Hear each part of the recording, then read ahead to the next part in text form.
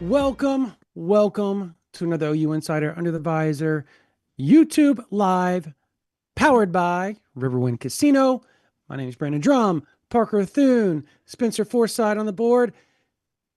I'm going to say it, and it's a little premature because it's just fall camp. But I'm going to add a little rendition that I do every year. That you know what I do. It's it's the announcer, and it's fall camp time in Oklahoma, except for I do the voice. It's fall camp time in Oklahoma. Mm. My rite of But passage, as you know, the is cutoff, wearing a yes, cutoff it during is camp very season. true. And it is officially camp season, folks. So the cutoff has made a return. I probably need to wear a cutoff more frequently because, I mean, look at this farmer tan I got going here. Like, I clearly did not go sleeveless enough this summer. Yeah, you've got a little bit of a. I am not that white, but I'm never that white. So, the indigenous side of me comes through. But we did get to meet Parker before we're going to talk about all that. We're going to Ben Arbuckle. We've got Ben Arbuckle, Brent Venables, Dominique Williams, Jacob Sexton, uh, Jaden Ott, Kobe McKenzie. Who else am I missing, Parker? Dion Burks and Derek Simmons. Did I name every one of them off the top of my head No, correctly? so we didn't talk to Dion Burks. He wasn't present He today. didn't He show was up. he was Okay. supposed to be the eighth, and no, Derek Simmons wasn't among them. The seven were. I'm gonna rattle this off at the top of my head Oh here. no, yeah, Yep. Everett changed out. That's right, Troy Everett. Everett, Jacob Troy Everett. Sexton, Jaden Yep. Ott, Taylor Wine, Grayson Halton, Kobe McKenzie, Dominic Williams. Those were the seven. Yep, for sure. I don't know why I even thought that, but I know why I thought Dion Burks because he was on the other side. His He was his supposed nameplate to. was on the other side. Yes, Yeah. He was correct. supposed to be there this morning. We did not get to have a conversation with Dion Burks, unfortunately. But Jaden Ott was a popular man, as you would He expect. was. He was. He had the version of what I would suspect John Mateer had. Like, if you were to equate it to like the SEC Media Day version of the local media, it's about what it looked like with Jaden Ott having Hmm. everybody. I essentially had Dominic Williams and Grayson Halton by myself for a good 10 minutes. It was pretty awesome. Not gonna lie. So, um, we're gonna talk about all that. We're gonna talk about expectations, fall camp, what we're most looking forward to. Uh, Obviously, things that we think need changed, or like position battles we're most excited about because it kicks off on Friday. Or does it kick off tomorrow, actually, doesn't it? Kicks off tomorrow, but we get access. We get a first look, Parker, on Friday. We're going to talk about all that. But first, we want to thank our sponsors before we do all that. That we do. Riverwind Casino is our presenting sponsor here on OU Insider Live. Riverwind Casino has been OKC's premier gaming destination for almost 2 decades now. Nearly 3,000 electronic games, table games, bars, and dining options, plus the best live music in the metro. It's no surprise that Riverwind is always a good time. Also, want to give a shout out to our friends at Jana King, the greatest team to ever clean and a proud partner of OU Athletics, delivering spotless results and solutions from any stadium or from stadiums to any size business across the country, I should say. So check out which of those solutions is best for you or your business by going to janiking.com. That's JANIKING.com. All right. So, Ben Arbuckle, we got him for the first time since spring, and he was really good in front of the mic. Spectacular, actually. What it everything that he talked about, what was the biggest kind of note that you took away from his Q&A with the media today? From Arbuckles, Yes, Arbuckle. man, he loves him some Jaron Kanik. He does. And that's an exciting prospect because Jaron Kanik is the type of athlete that can help add a new dimension to Oklahoma's offense. We know the dimensions that it has currently. It has at least two dimensions, John Mateer and Jaden Ott. You would hope that this offense becomes three-dimensional by virtue of strong receiver play, which is a reasonable expectation. If you can add another dimension in the form of a hyper athletic tight end that can pretty much do anything on the offensive side of the football, at least when it comes to the level of ability, the level of physical ability that is required.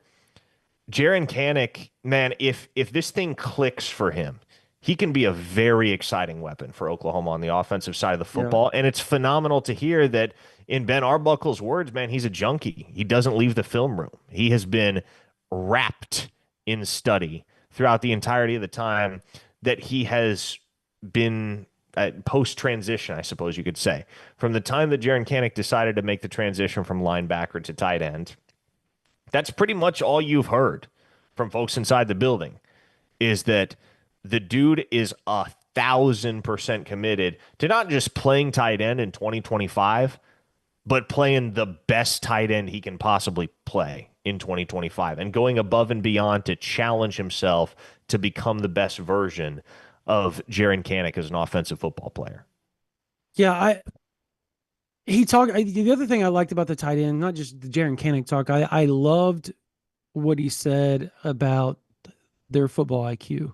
And I think every OU fan should love that because last year, I think, and it's not to belittle what Bauer Sharp did because I think he had a high football IQ. I think the system didn't fit him in particular, which I think kind of, ironically, belittled his football IQ. He's a former quarterback, so he's not stupid, right? Like he's a smart guy. If you talk to Bauer Sharp, he was a smart guy. But to sit there and listen to Ben Arbuckle say, these guys don't make mistakes twice. They fix it. They see it. They fix it. They ask questions. They watch film. They are just students of the game. And I think when you look at that from a Jaron Kanek perspective, I think one thing we all heard about Jaron Kanek on the defensive side of the ball, Parker, was that he struggled picking up the scheme, right? Yep. On the defensive side of things. To see him flip on the offensive side and just click is very positive. Very, very positive. I think the other thing is he was really high on Caden Helms. I think he said, I wasn't there for the injuries. I wasn't there for all the stuff, but everything that he's seen has been massive growth from what he saw in the winter, what he saw leading up to the bowl game, what he saw leading up to spring, what he did in spring, and where he is now. He said it's just tremendous growth over the last 8 months. So I think when you look at it from what the tight end room looked like last year to now, I don't think it's out of the question to expect it to be much better. You know what I mean? Like maybe it's not the big name like Bauer Sharp was coming out of the transfer portal, but you would expect the system and Arbuckle to fit that system around what they do good or do well would be the proper way to say it. Do Mhm. well and um, them to succeed. And I don't want to get the expectation too high or anything, but I think having a tight end catch 20 to 30 balls this year shouldn't be out of the question, right? It shouldn't be. And Caden Helms, and I think Ben Arbuckle mentioned this in so many words, but he's a guy that can be an every down type of tight end. Oklahoma has a bunch of tight ends in that room that Mm-hmm. can all do one thing or two things very well. I think Caden Helms just naturally has the most well-rounded skill set. And to your point about the past injuries, and by the way, if you have a question throughout the show, direct it to us via the YouTube super chat function. That will ensure that we get around to addressing it. You can attach any financial contribution whatsoever. But with regard to your point about the injuries, Brandon, I think in a certain sense it can be helpful to have an offensive coordinator that doesn't come in with preconceived notions about a given player, Mm-hmm. right? Because obviously Ben Arbuckle isn't going to be making all of the personnel decisions by his lonesome, but he's going to have a lot of influence therein.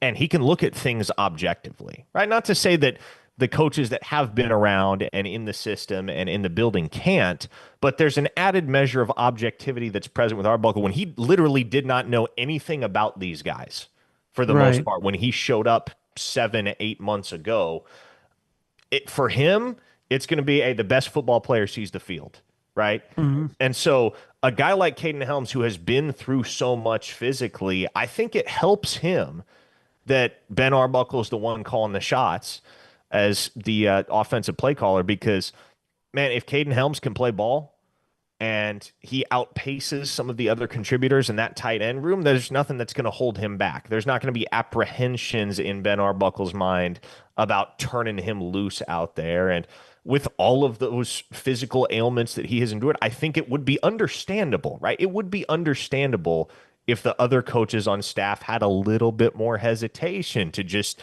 send Caden Helms into the heat of battle with no reservations whatsoever. So, man, I'm excited for him. I think it could be a big year. I think it could be a statement year for Yeah, Caden Helms, and hopeful that it turns in his favor because he's somebody that I think you're pretty unashamed to root for. Somebody that's been through what he's been through, you pull for their success. for sure. And then I think real quick, before we get to the super chats, the offensive line was the other thing I thought was he was very, very matter of fact when it came to the offensive line. He expects them. He was very confident in what they're going to be like. And again, if you're an OU fan and you're listening to that, you got to be going, okay, like it's it's wild, um, just to see the growth and the difference of everything, just from last year to this year. Just what his expectations are, what he thought um, of just the line overall, the injuries, everything. And he talked again about them in the film room. He said that, and he said it with confidence that they are the group that unequivocally, as a whole, is in uh, the film room more than anybody else right now. And I mean, with the experience they have coming back, you add John Mateer, Jaden Ott to that, it seems like it would bode well for the offense It overall. does. It does. Let's shift to super chats. Bobby McKay threw us two super chats that amount to $15. Thank you, Bobby. And he said, forgot to type my question on the last super chat. A common mistake. We appreciate you following up. Didn't need to add another super chat, frankly. We would have read a free chat, but thanks for throwing us an extra $5. He says, talk about the panic level of Bowen and Dolby not practicing even before camp starts. I, there's no element of panic in my mind, Brandon. And I don't know, we may differ on this. To me, it's not even close to what you were dealing with a season ago. And I talked about this on OUinsider.com. The severity of some things that guys on Oklahoma's roster were dealing with throughout fall camp, or whoa, something very odd is happening with the YouTube stream here. We're gonna have to get that rectified. But um, I tell you, man, the reality of the situation with Dolby's injury, if you can call it an injury, and Bowen's injury, like these are not new injuries. These are just lingering issues that they have experienced based on prior injuries. Dolby's with the ankle, and I guess Bowen also with an ankle. Two guys that are coming back off ankle injuries that both cost them several months of action, and they've been back. Well, I shouldn't say Eli Bowen has been completely back up to full speed, but Kendall Dolby has. Now you got some residual issues that are occurring with both of those guys' ankles, and I don't mind Oklahoma playing it safe and taking the slow lane, putting those two in the slow lane in a sense as they get ready for the 2025 season. Because Brandon, like I don't feel like you need to see Kendall Dolby throughout camp. I don't feel like you need to see Eli Bowen throughout Mm-hmm. camp to understand what type of football player those two dudes are. And moreover, we're not talking about anything that's going to cost them substantial time in the long run. Like, we're not talking about something that is going to have the propensity to linger over the course of weeks and weeks and weeks, half a season, a whole season. Last year, Garen Hatchett was playing through a torn bicep, right? You had Yeah. a couple guys that were dealing with a torn meniscus, Branson Hickman being one of them. Andrell Anthony had undergone, I don't know how many ACL surgeries at that point. Nick Anderson's hip was about to fall off the freaking bone, man. Like everything he had going on with that hip slash hamstring, it was a bad situation. The same was true for Gentry Williams and his shoulder. Like, man, the severity of the median injury that Oklahoma was dealing with around this time last year is such a far cry from what Kendall Dolby and Eli Bowen are dealing with right now. Mm-hmm. There is nobody on the roster that should miss the entire season or even half the season. The one thing that kind of hangs up in the air right now is the status of Jaden Gibson. It feels like Giovanni Gibson is closer to coming back than Jaden Gibson is, and the timeline, just depending on who you talk to, it's kind of all over the place with Jaden Gibson. And to a certain extent, that's understandable because that's not a guy that you want to rush back either, because rushing back in the spring is what set him back once again. So don't know necessarily when Jaden Gibson is going to return to full football activity, but heading into fall camp, you have a roster of 105 guys, and what, five or six of them are dealing with what could be considered relatively low grade injuries that are going to Mm-hmm. sideline them for a matter of days slash weeks, not months. You could do a lot worse in the injury department. A lot worse. It's not 2024. Nothing will ever be 2024. Folks, you will not see anything like Ooh. 2024 again for the rest of your life. Yeah, BV said that was an aberration. And it Um, was. yeah, for sure. He called it. He said in his 30 years of coaching, he's never experienced anything like that. And I had to go back and I was thinking, like, I don't think it was quite to that extent, but I believe 2009 was somewhat of that There were a nature. bunch of injuries in '09, no question. Yeah. So um, I think he's probably defensively, that defense might have been one of the best of all time at Oklahoma. So I don't think he really remembers anything but them being awesome on his side of the ball in particular during that season. So, um, yeah, that it is an aberration overall. I would expect most of those guys to be back before week one, obviously, and for sure before Michigan, right?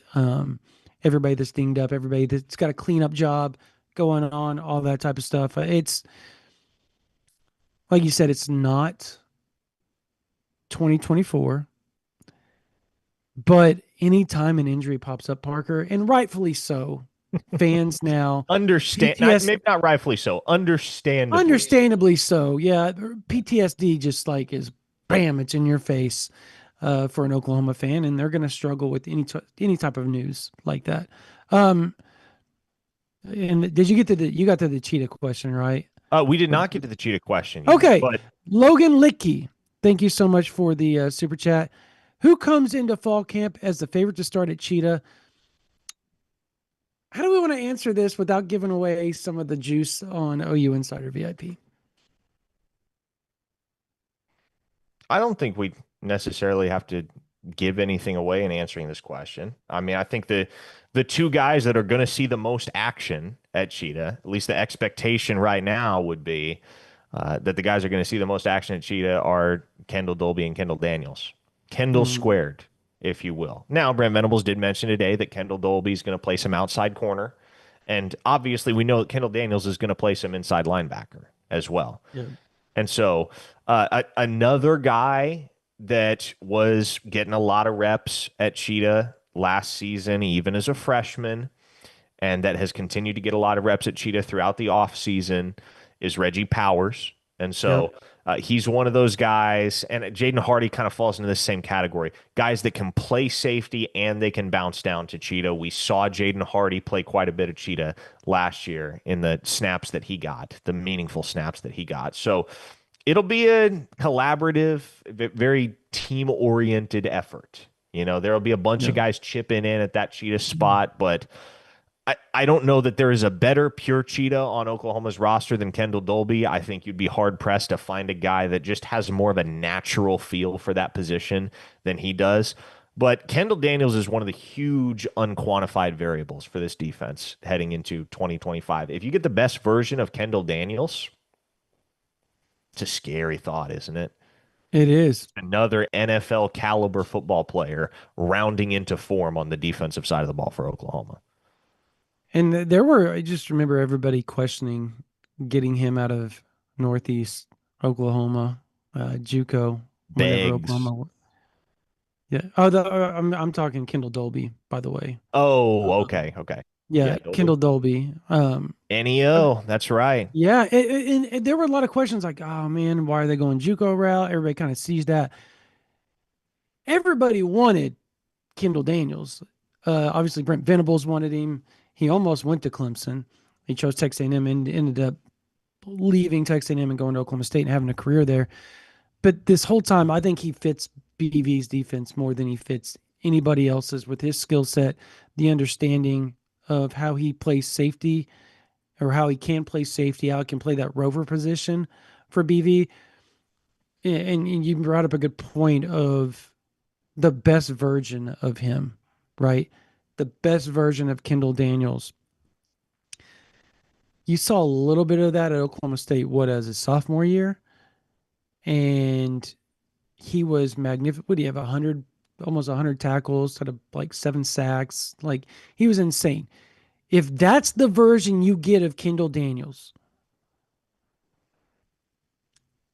OU will be in the playoffs because, and I will confidently say that because anytime Venables has had a player that plays that position like that, think about it.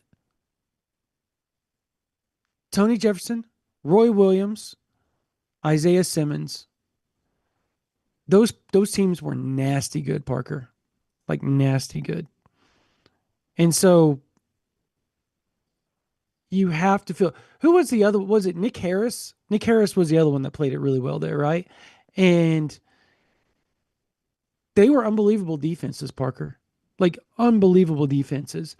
So if you can get that version, the Dante Nicholsons of the world, like everybody I named, those versions of the cheetah was, or back then it was a Roy Williams back or the Roy back, right? It's going to change everything for Oklahoma. Change everything for that defense and a defense that's already potentially dominant. We got another super chat, right? That we do. Let's see here. Corey Reedy, $2. Thanks, Corey. Give me your starting secondary, cornerback, and safeties. Now we're going to presume health here for all cogs Yeah, involved. So when Eli Bowen is healthy, Eli Bowen is one of Oklahoma's starting cornerbacks. I don't think there's any correct. question about that. Gentry Williams is the other. It's pretty clear cut to me across the board. Like I think your starters at corner are Bowen and Williams. I think your starters at safety are the other Bowen, Peyton, and Mm-hmm. Robert Spears Jennings. That's how it shapes up to me. I think a more interesting question is who are the second team guys at those positions because there's where you're going to have some battles. So I'll dive there. So I think obviously you said Eli and Gentry corners. You said Peyton Bowen and who'd you say? Peyton Bowen and who else did you say at safety? Robert Spears Robert Jennings, Spears right? Jennings, yeah. And then Cheetah, obviously, if you want to throw that in there as safety, it'd be Kendall Dolby, right? Obviously, backup of Cheetah would be Kendall Daniels, right? Or you could flip it. It doesn't matter. Um, backup at, I'll say Eli's backup will be, I'll say Cortland Guillory. I I'm I'm buying into that from what I've heard today. Or I'll say Cortland Guillory slash Jeremiah Newcomb because I think the backup for Gentry because of how they're going to use Gentry because they flip it. It's filled in boundary side corners, right? They kind Mhm. of flip it. You're going to go, and so you're going to have your bigger guy over there with Gentry. So I'll say Jacoby is probably the backup for Gentry, and I think that makes sense. BV spoke so glowingly about Jacoby today that I find it hard to believe that he's not going to get a lot of playing time and in the rotation. And same with Cortland Guillory. Those are the two backup corners that he talked about, which I was actually shocked that he didn't bring up Jeremiah Newcomb, but all the players talked about Jeremiah Newcomb with Cortland Hmm. Guillory. Hmm. So And he's mentioned Jeremiah Newcomb in the yeah, past. but I mean, just today he just was very glowing about those guys. Um, I the one thing we kind of blew me away. Cole Kublik for ESPN called OU the best D line in the SEC, and I'm going to quote him, and it's not close, right? You remember that quote, right? That was the quote. And so since then, there's been a lot of other people hop on the bandwagon that OU has the best defensive line, and some people argue that they have the best defensive line in the country, and that goes up against Clemson, that goes up against Georgia, Alabama, Penn State, like Ohio State, like Michigan, these defensive fronts that are notoriously just dominant, right? Everybody kind of has Oklahoma in that rank of top one, two, three in the country. So the question was posed multiple times. I asked it. I know Eddie asked it when he walked up. I know, oh my gosh, for Channel 9, just drew a blank. He asked it. Chris Williams. Chris Williams asked it. Yep. So it was asked three times to Dom Williams, and he essentially said unequivocally, we're the best in the country. So, of course, I go and ask Kobe McKenzie, and Kobe McKenzie said, without a doubt, they're the best. And he went on and on about why they're the best. And I went to Grayson Hall and asked, and of course, they're going to say they're the best. Every player is going to say that, but I actually think they believe it, Parker. I believe they believe it. So I ask you, do you believe this is the best defensive line in the country? And do you believe it's the deepest defensive front in the last 17 years since I believe 2009? it's the deepest defensive front Oklahoma's had since then. Yeah, I think I'd go that far. Is it the best defensive line in the country? I I would stop short of saying that. I think it obviously has the potential to be.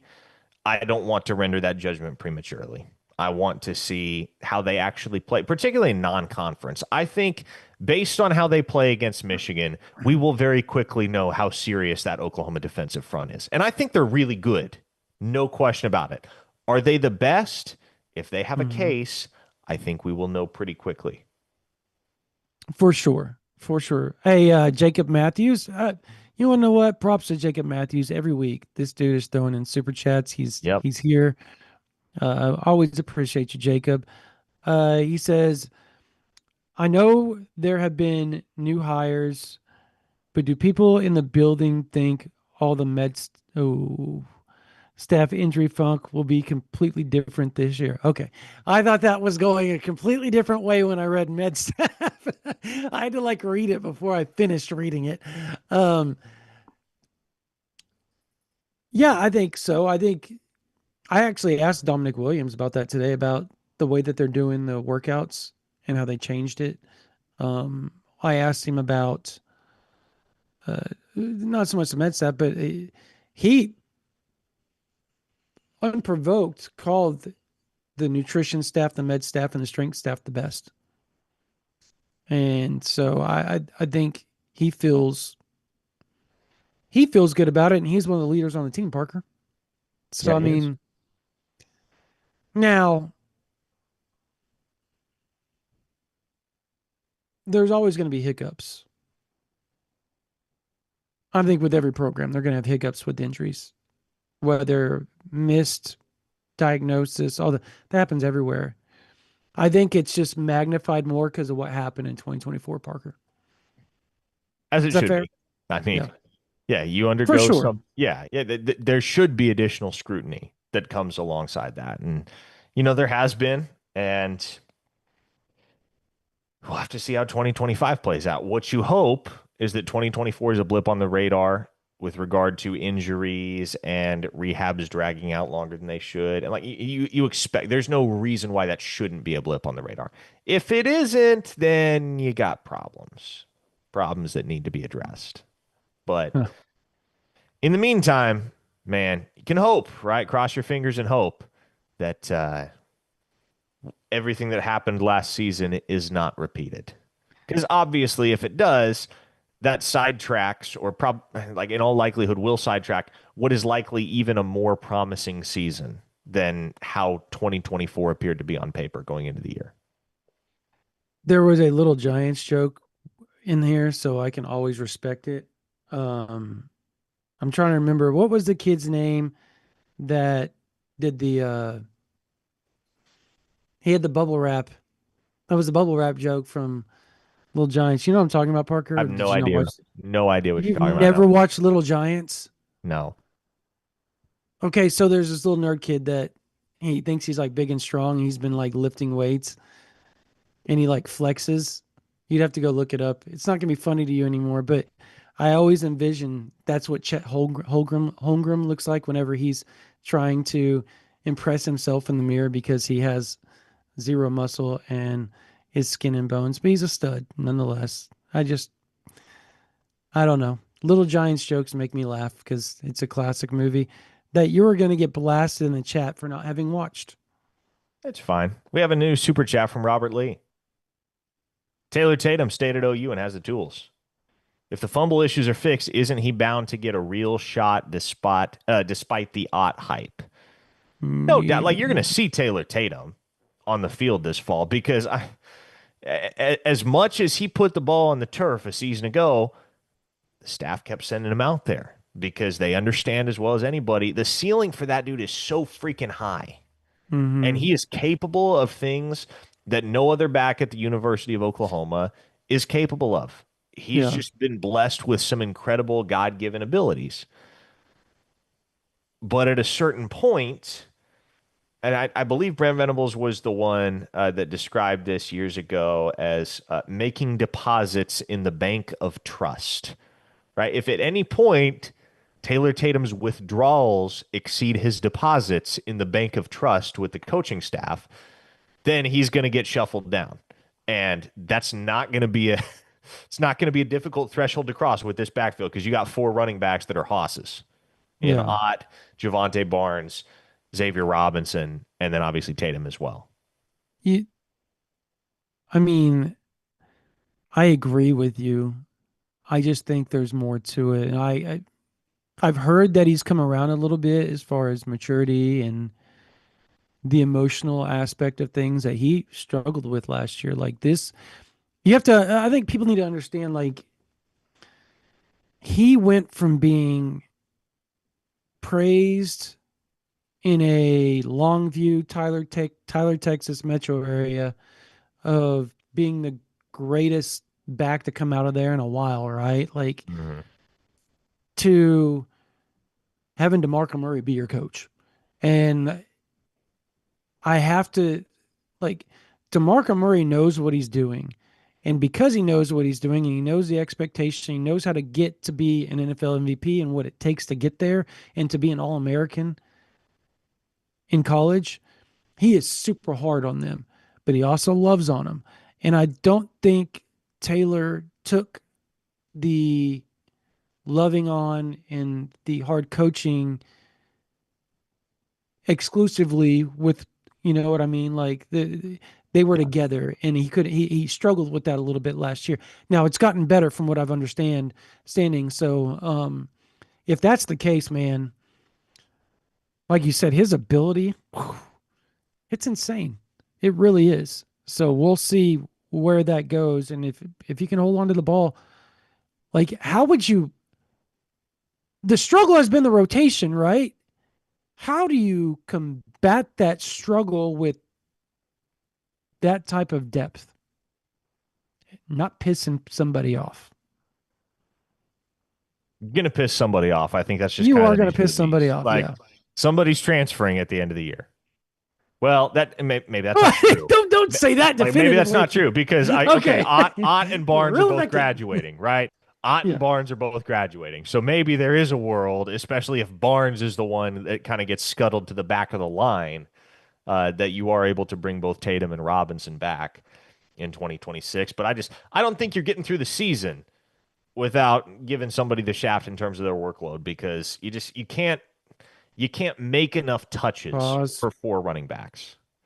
You can't you can't manufacture enough opportunities, even if you go with some two back stuff, which I think Oklahoma will do and did last year. Yeah. Hmm. Cooper Graves tossed us $5 and asked, I just got here, so I apologize if you answered this, but is there any consideration of holding Eli Bowen out of all of fall camp intentionally? I think at a certain point it's going to become a consideration. And frankly, you know, I think everybody knows what type of football player Eli Bowen is. I don't think he needs fall camp quite as much as some of the other guys across OU's roster. And so if you do hold him Yeah. out, I think that's probably for the best. Just get him ready for Michigan or heck, get him ready for Auburn, right? Because Auburn's got some of the best receivers you're going to face all year. And that's saying something. I think LSU is probably the most dangerous team in that regard because Nick Anderson is what, like wide receiver 4 on the preseason depth chart for those guys behind Barryon Brown and Aaron Anderson and Chris Hilton Jr. But man, Auburn's got some talent at the wide receiver position. So as long as Eli Bowen is ready to roll for the Auburn game, regardless of how you get him there, I think that's what you should be angling for. Jacob Right. Matthews tossed us another $2 and asked, will we be able to kick field goals this year? Sure hope so. There's no reason why the answer to that question should be no. Oklahoma went out and got one of the most reliable legs in the G5 in Tate Sandell. And he's got a big leg, too. He's got an accurate leg, and he's got a big leg.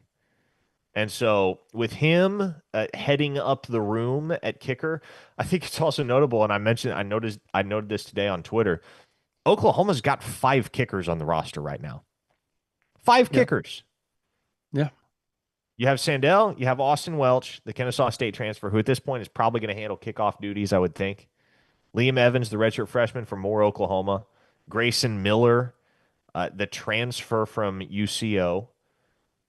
And then you have the most recent addition to the room in Preston Tarpley, true freshman from Gunter, Texas. Yeah. So Oklahoma's rostering 5 kickers. You would hope one of those 5 can make field goals on a consistent basis. I think that's a pretty safe bet.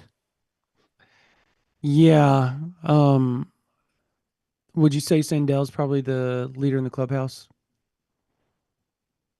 I mean, there's no question. Like, I would be stunned if anybody but Tate Sandell Yeah. is kicking field goals week 1. Totally agree. Totally agree. Hey, before we get more into fall camp, we're going to talk about Brent Venables and what he talked about today. We want to thank another 2 of our sponsors real quickly. Roback, RHOBACK, RHOBACK. You guys know the clothing brand Roback. They have become one of the most popular everyday shorts, uh, type of, and pullovers, polos, everything. Robeck's everyday shorts or their Delta Performance pants are perfect pairing as well. Or excuse me, Roback has released so many items within their new licensed game day collection, and it's our favorite with novel polo designs and clean hoodie and Q-zip designs for some of your favorite schools. It's definitely worth checking out. Nobody else on the market is pairing this level of custom designs with this quality of activewear. Roback's everyday shorts or their Delta Performance pants are the perfect pairing as well. They're both super comfortable, have elastic waistband, and great fabric that is made to have the appearance of a nice short look, but the comfort for every day on the move. Make sure you go to roback.com, RHOBACK.com, and use a promo code OKLA for 20% off performance polo shorts and more. Again, use the code OKLA to use the promo code to get 20% off performance polo shorts and more.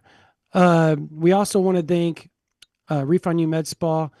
If you have a wife, you have a girlfriend, they like Botox, they like lip filler, they like, everybody likes to lose weight. Everybody's worried about their body. If you have sunspots, all that type of stuff, they help remove that. They help everything when it comes to nutrition, weight loss. You have skin marks, they can help remove all that type of stuff as well. Even men and women's hair loss, they can help with that as well. Make sure you give Refine You Med Spa OKC a call at 405-849-5391 or go to refineyouokc.com. They don't sell procedures, they sell results. All right. Real quickly, um, Brent Venables. He talked about the defensive line as well. He talked about David Stone and Danny Okoye pretty extensively at the end of the presser because I asked a question. Um, he talked about maturing that they needed to have this year. And they matured quite a bit, he said. And they're going to help. He said, particularly in the special teams for sure, but he expects them to be in the rotation.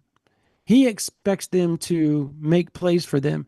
Dominique Williams added that he thinks this is going to be the start of something special for David Stone. He said David Stone's becoming a leader, Parker. Like this is completely and utterly a different side. And I thought what was most interesting, not just with what BV said, but what Dominic Williams said. Dominic Williams kind of referenced the NIL issue, if you will. He called it the situation with him. He just labeled it very vaguely, the situation. Everybody kind of knows what that situation was. But he said that once he got back and once he decided and kind of it was like a weight lifted off his shoulder when all that was handled, he said he came in like gangbusters and just changed. And that Stone has been just kind of narrowly tunnel vision focused on achieving his goals moving forward. He said it was the David Stone that everybody talked about and that he had always heard about before he got to Oklahoma. So with the depth, do you expect David Stone to take reps? And if so, like how much more reps can you take? Because that defensive front is loaded, particularly defensive tackle. When you say There's take reps, I'm assuming you mean like during the season. so obviously your starters are Grayson Halton and Dominique Williams, right? I think that's Sure. without question. You have Jaden Jackson, obviously David Stone, but do you think there's a point where maybe David Stone starts at some point in the season? Does he get to that point where maybe he is that other guy? I don't know who it would be with, but I mean, he has a talent. That's why I'm asking I think, this. yeah, and I think defensive tackle is one of those positions where, in my mind, Does it really matter? it doesn't matter. It Yeah. doesn't matter who the nominal starters are. You're going to see a ton of all four of those guys: Dominic Williams, Grayson Halton, Jaden Jackson, David Stone. All of them will get a healthy share of snaps because playing defensive tackle is very physically demanding, especially in the SEC. So you need to have a two deep of guys. You need to have ideally four, perhaps five, even six guys that can get in there and give you snaps in crucial moments, in key ball games. And I think Oklahoma has four of them right now. They may have five. They may have five. I'm curious to see what kind of a step Marcus Strong has taken throughout the offseason because he looks great physically. And then Trent Wilson, man, between him, even as a true freshman, up to 307 pounds, between him and Marcus Strong and Nigel Smith, who is Yeah, we still always forget south of about him. Yeah. 300 pounds, but has slid over to defensive tackle now. I think it's within the realm of possibility that the Sooners are going into the season with five guys that they feel they can count on at that defensive tackle spot. And if that's the case, boy, what a boon it is for this Mm-hmm. program because you can just, man, you can just kind of leave that position alone, forget about it. You know they're going to handle their business week in and week out. One Right. less thing you got to sweat in your game plan. Well, Dominic Williams said that he thinks that Jaden Jackson and David Stone are going to be two all-time greats before they leave. I thought that was a very brash thing to say, but he followed it up by saying, "Well, they're so close. They're really good friends, like almost like brothers, and how hard they work and their talents." He said, "You saw with Jaden last year. You're going to see with David Stone this year. That he expects the defensive front to be anchored by those two. He doesn't obviously know if that's truly the case, they're going to be gone after the 2026 season. But Be that as it may, if that's really the case, and that's just not hyperbole or gassing them up, what a stark difference in where this program is from a defensive front aspect compared to what it was a decade prior to that. That's wild to even think about. So, um, yeah, you got a lot of people talking about Taylor Wine Mm-hmm. I in wrote a the story chat. on him at OU Insider today. I'm drinking the Kool-Aid on Taylor Wine, Brandon. I'm He glad looks everybody's coming great. I mean, around. we got to see him earlier today, got to talk with him. He's listed at 276 pounds. Mm-hmm. He looks like a very athletic 276 pounds, man. He looks good. All the reviews on him from the staff, from his peers, from the front office, man, it's been fantastic across Yeah. the board. And I think when the praise is coming from so many different directions and being heaped upon a guy like that, you pay attention to it and you don't dismiss it. Yep.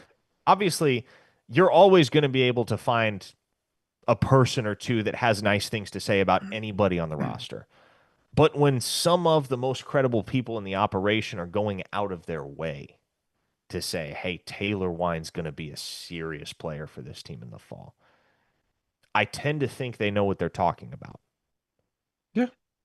No, I look again. I spent most of my time with Dominic Williams today, so he had a lot to say, and I'll add that his exact because Taylor Wine was brought up, and he said, "Look, he looked like a tight end for a little bit.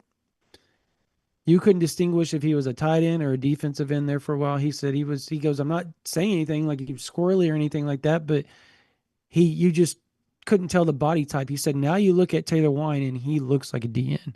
He looks like a DN." He said he's focused, he's a leader, and he's going to be a problem. He said he expects him, Marvin Jones, R. Mason Thomas, and PJ to just be a problem on the edge. And he said that those four guys are going to allow him to have. He said, I didn't get very many sacks last year. It was really hard. He said, but now that the defensive ends are going to be so good, he goes, I expect them to have to be chipped. I expect them to have to be double teamed at time. He said, particularly with our Mason, he goes, that's going to free me up one on one. He goes, I should cook. I mean, hey, and I'm paraphrasing him there, but that's essentially what he was saying. Like, I should cook this year. And so this, there's a, would you agree that there's a different confidence with every one of the players that we spoke with this year compared to last year? Like, they're just different in how they're I, talking. I don't know if I would say a different confidence. There is more confidence, as there should be. I mean, there were Well, that's what apprehension. I'm getting at is Yeah, just like they there were. just talk with the chest It's out a it's little a bit different, more. yeah, different level of confidence, certainly. Also, because man, I talked to Grayson Halton about this. Some of these guys, especially some of these guys that are going to be senior leaders on this football team, Hmm. man, they have been through the roller coaster of 6 and 7 twice now, and they've rebounded from it. Yeah. They've been through 2022, and they were part of the Hmm. resurgence in 2023. And then the roller coaster hits another dip in 2024. And now here you are in 2025 with a chance to ascend once again. And so I think there's a level of comfort within the chaos for all of these guys. Right. The upperclassmen in particular on the defensive side of the ball who are already part of such a strong unit, such a talented unit, a unit that you know just based on the sheer ability of the components therein, they're going to be able to hold their own against SEC units. And even talking to a guy like Jacob Sexton, who went through so much individually a season ago and played for a unit that underwent so much adversity in 2024. I don't know whether I would quantify it as confidence, but I think all of the tribulation that they endured in 2024 has given them a deeper sense of perspective as to what it takes to play winning Mm. football in the Yeah. SEC. And it's particularly refreshing when you hear Ben Arbuckle and Brent Venables both say, man, the offensive line has maybe come further than any group on the football team. Yeah. this offseason. I mean, that's what needed to happen.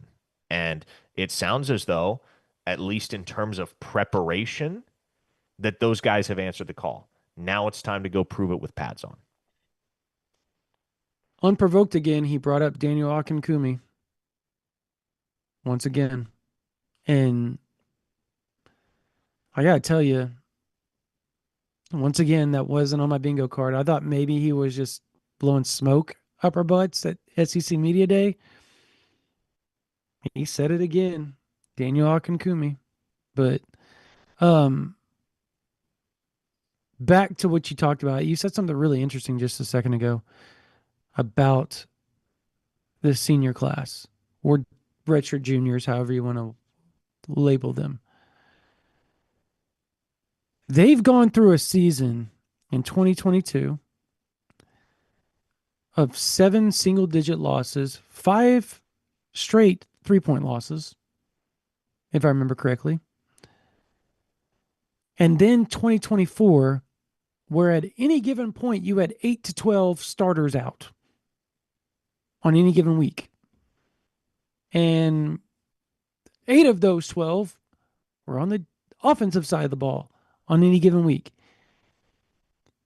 They have to be the most tough minded senior class that has come through the University of Oklahoma outside of the 2000 team. And I say that because the 2000 squad went through John Blake era for 3 years. Some of them went through Schnellenberger. I guess they might. No, I guess they wouldn't have. They just went through the John Blake era. So they watched 4 or 5 win teams for a few years. Finally got to 7 in '99, and then 2000 they went 13-0. And I'm not predicting this or anything like that, but I'm just saying, like, bro, they're tough minded. They have to be tough minded. They have to know that no matter how bad it gets after last year, it could always be worse. It could always be worse. You're so, not lying. I, so on that note, I was doing a little. I almost tweeted this out the other day, and I want to throw this out here. I want to. If I gave you a, what year is this? If I said this exact phrase to you, Oklahoma hired a young up and coming OC that hails from West Texas. OU has a transfer QB coming in that was really good at their previous stop in the 1 year that they started. Week 2 is a make or break for Oklahoma as far as optics go. Oklahoma fired their offensive coordinator, who was also a big part of the 2000 national title team, because of previous season's offensive stagnation. And last but not least, the Oklahoma head coach is looking to restructure the program to get things back on track. What year am I talking about? 2015 or 2025? Bam! A lot of parallelism there. Yes. Crazy, right? Yeah. Weird. Very weird. I wanted to throw that out there because I thought that was one of the more interesting thoughts I've had in a while. I didn't tweet it because I wanted to use it on the live, but odds are, or what do you think the odds are, things turn out similarly? And by the way, I didn't even get to the quarterback spot. Hell's from Texas. I did get the quarterback, but Hell's from Texas is very brash, very confident. They both have very, very similar personalities. Talking Baker Mayfield, John Mateer. I'm not saying they're the same player. I'm talking personality, very similar. As far as everything that we heard about Baker Mayfield in 2015, right? And the leadership and the brashness and the confidence and all that type of stuff. Dominic Williams talked about that today. Like how confident he is and how that's changed the fabric of the locker room. Very much like Baker Mayfield did in 2015. So having said that, prior to fall camp, if I gave the over under of, and this is prior to fall camp, this isn't a prediction. This isn't our final prediction, folks. I just want to throw this out there off of everything. I want to piggyback off what I just talked about. If I gave the over under 7.5, would you take the over I in would. wins? I would. Okay. Me too. Me too. Me too. Very similar. Well, crazy. Crazy. It is scary, Parker, how similar these 2 years are in just a decade, like exactly 10 years apart as well. Very, very, very, very crazy. Okay. Um, I think that's gonna do it, right? It Mm, should. It's good. 9:30. Good. Yep. 9:30. We appreciate you guys. Look, hey, college students, active duty, we have a promo code back for you all. Email ouinsider@rivals.com. From your .edu, you have to be a college student. Doesn't matter where you go. You have to be a college student. .edu. Email us. Active duty. Email us from your active duty military account. ouinsider@rivals.com or from your .edu. What it is this time, we're with On3. For $1 a month for the first 3 months. You get $1 a month for the first 3 months. That'll get you through August, September, October. We will send you a promo code. So basically, for $3, $1 a month for 3 months, you get OU Insider. You get access to OU Insider, and I counted today, there is 83 On3 sites. All 83 On3 sites you get access to. You get to talk to the thousands of OU fans on OU Insider. You get to go view and see what's going on at every board, Texas, Texas A&M, Alabama, LSU, all the SEC teams. You can go get access. You have access to see what's going on with them as well, which means you can read what they're talking about leading up to the OU game. Again, email us, ouinsider@rivals.com from your .edu or your active duty military email account, and we will send you a promo code, which will give you access for $1 a month for the first 3 months. So basically just $3. $1 for first month, $1 for the second, $1 for the third month. It's a great deal, a really, really good deal for y'all. We hope to have you guys on with us. I get back to y'all pretty quickly as well. Also, if you sign up right now with OU Insider, you get $1 for the first week, and you get a year of the athletic as well. So not only do you get OU Insider and all of On3, you get the athletic as well. But you have to sign up. There's a link that we have on our Twitter account, I believe I sent out.